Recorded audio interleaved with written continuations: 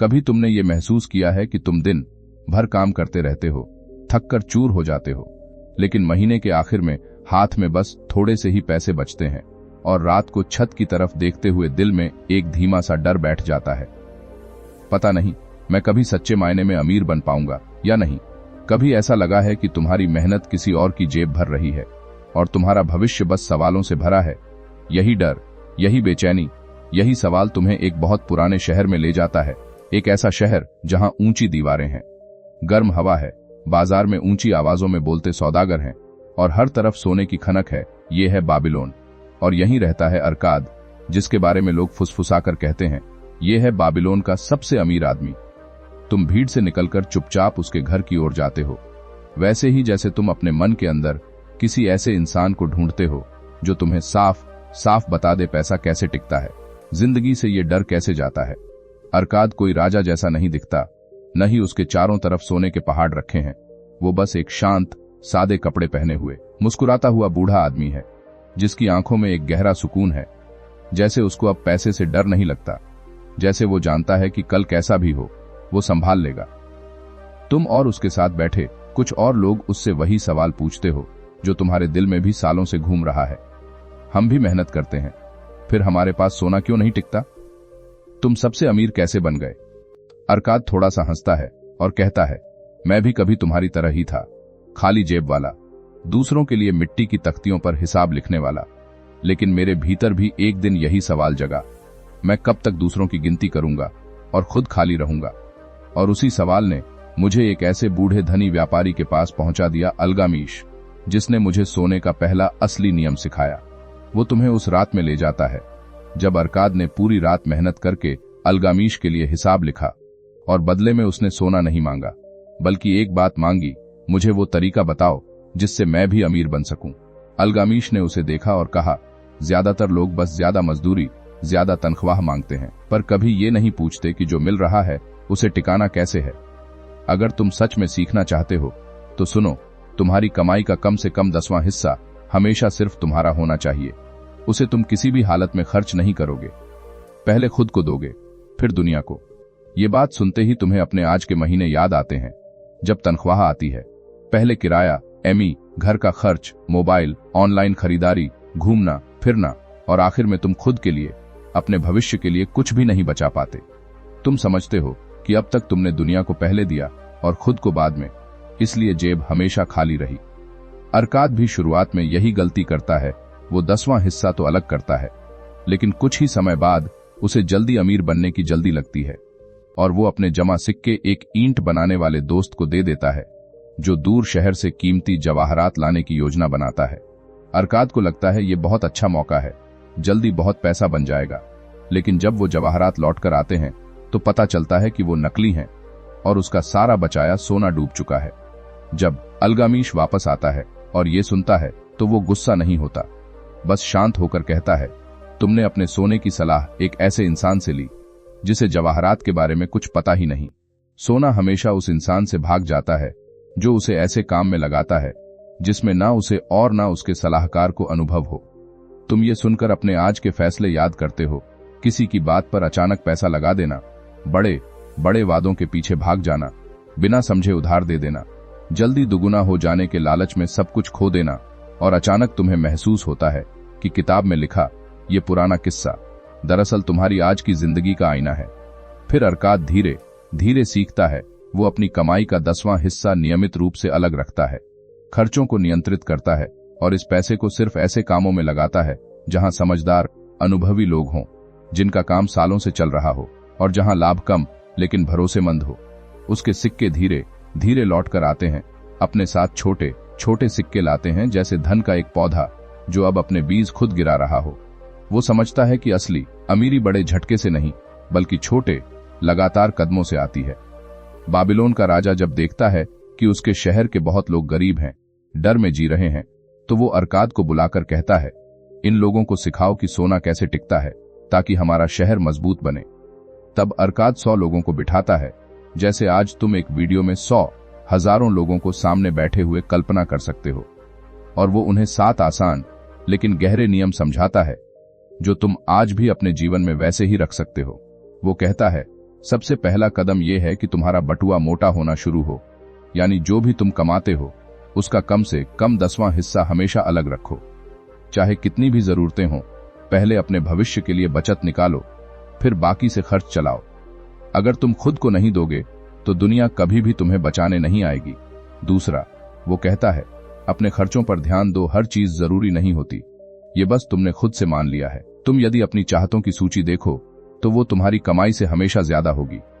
इसलिए मेहनत ये नहीं कि सब कुछ खरीद लो, असली बुद्धि ये है कि चुनो कौन सी चीज तुम्हारे लिए सच में जरूरी है और कौन सी सिर्फ मन की तुरंत खुशी है। अपने मन से बात करो, उससे कहो मैं तुझे हर चीज दूंगा, पर एक योजना के साथ। ऐसा नहीं कि तू मुझे खाली हाथ करके छोड़ दे। तीसरी बात, वो कहता है तुम्हारे द्वारा बचाया हुआ सोना आलसी नहीं रहना चाहिए, उसे काम पर लगाओ। उसे ऐसी जगह लगाओ जहां वो धीरे धीरे बढ़े, थोड़ा थोड़ा ब्याज आए, व्यापार बढ़े, खेती हो, मकान बने और तुम्हारी बचत समय के साथ खुद तुम्हारे लिए कमाने लगे। जिस दिन तुम्हारे पैसे खुद तुम्हारे लिए काम करना शुरू कर देंगे, उस दिन से तुम सिर्फ अपने हाथों की कमाई पर निर्भर नहीं रहोगे, तुम्हें अंदर से एक नया भरोसा महसूस होने लगेगा। चौथी बात, वह सचेत करता है सोने को नुकसान से बचाओ। हर आकर्षक चमकदार योजना अच्छी नहीं होती। अगर कोई तुम्हें बहुत जल्दी बहुत ज्यादा लाभ का वादा कर रहा है, बिना किसी मजबूत आधार के, बिना समझदार व्यापार के, तो समझ लो कि इसमें खतरा ज्यादा है, सच कम है। समझदार आदमी सोने को वहां भेजता है जहां उसे उसकी सुरक्षा का भरोसा हो। इसलिए हमेशा सलाह ऐसे लोगों से लो जो उस काम में सफल हों जिसकी तुम योजना बना रहे हो। पांचवी बात, वो कहता है अपने घर का मालिक बनने की इच्छा रखो। किराए पर रहने से ज्यादा अच्छा है कि धीरे धीरे योजना बनाकर ऐसा घर बनाओ या खरीदो जो तुम्हारा हो जाए, जहां तुम्हारा परिवार सुरक्षित महसूस करे। अपना घर सिर्फ ईंट और दीवार नहीं होता, वो तुम्हारी आत्मा को स्थिरता देता है, एक जड़ देता है जिस पर तुम बाकी सपनों की इमारत बना सकते हो। छठी बात, वो कहता है अपने भविष्य की आय के बारे में सोचो। एक दिन तुम बूढ़े हो जाओगे, काम करने की ताकत कम हो जाएगी, तब तुम्हारे लिए कौन कमाएगा? आज जो तुम बचत, निवेश और सुरक्षा के लिए व्यवस्था करोगे, वही तुम्हारे बुढ़ापे में तुम्हारी लाठी बनेगी। अपने परिवार के लिए व्यवस्था करो ताकि अगर तुम न रहो तो भी वे डर में न जिएं। सातवीं और सबसे गहरी बात, अरकाद कहता है अपने आप को काबिल बनाते रहो। जितना तुम्हारा ज्ञान बढ़ेगा, जितनी तुम्हारी कला निखरेगी, जितनी तुम्हारी मेहनत समझदार और कुशल होगी, उतना ही तुम्हारी कमाई भी बढ़ेगी। जो आदमी सीखना छोड़ देता है उसके लिए सोना भी ठहर जाता है। जो आदमी रोज कुछ नया सीखता है, अपनी कीमत बढ़ाता है, उसके लिए मौके खुद दरवाजा खटखटाते हैं। ये सब सुनते हुए तुम्हें लगता है जैसे बाबिलोन की मिट्टी की गंध धीरे धीरे तुम्हारी अपनी जिंदगी में घुल रही है।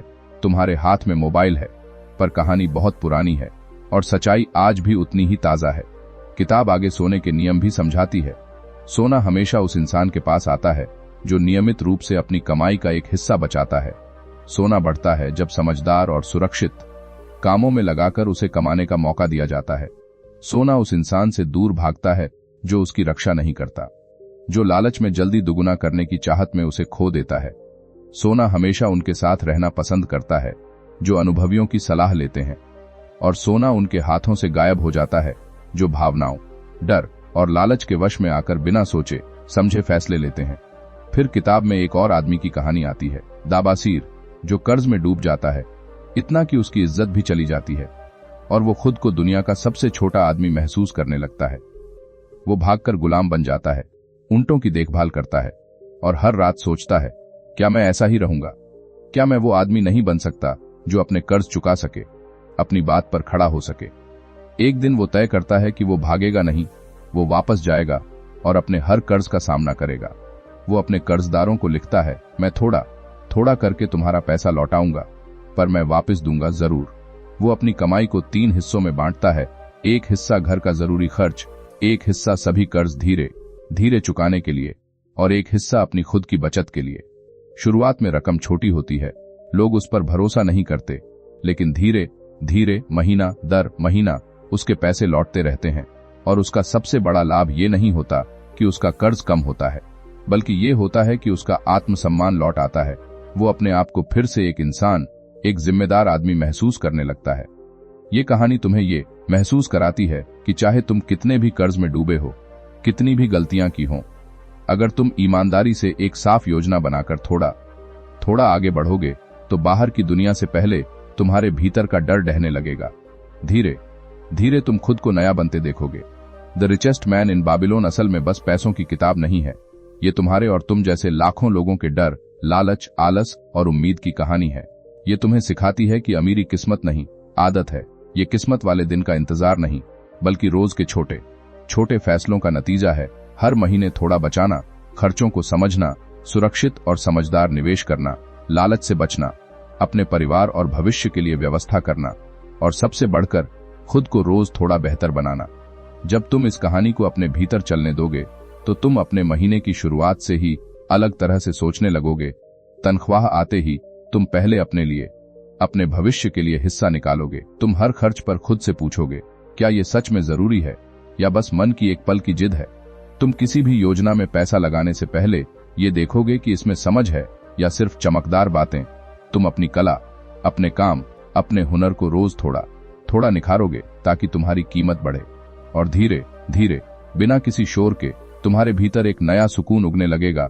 वो सुकून जो अरकाद की आंखों में था, जो ये जानता है कि सोना अब उसका सेवक है, मालिक नहीं। अंत में ये किताब तुम्हें धन से ज्यादा एक बात सिखाती है कि असली अमीरी वो है जब तुम्हारा मन डर से नहीं, योजना से चलता है। जब तुम्हारा दिल कमी के नहीं, कृतज्ञता के एहसास से भरता है। जब तुम्हारे पास इतना हो कि तुम खुद भी अच्छा जी सको और जरूरत पड़ने पर किसी और का हाथ भी पकड़ सको। अगर तुम इस पुराने बाबिलोन की फुसफुसाती सीखों को आज अपनी जिंदगी की सांसों में मिला दोगे तो तुम्हारी जेब से पहले तुम्हारा दिल अमीर होने लगेगा। अब बस कुछ देर चुपचाप बैठकर सोचना, तुम आज से कौन सा छोटा कदम बदलने को तैयार हो। और इस कहानी ने तुम्हारे भीतर कहां हलचल की कमेंट, व्हाट यू फेल्ट।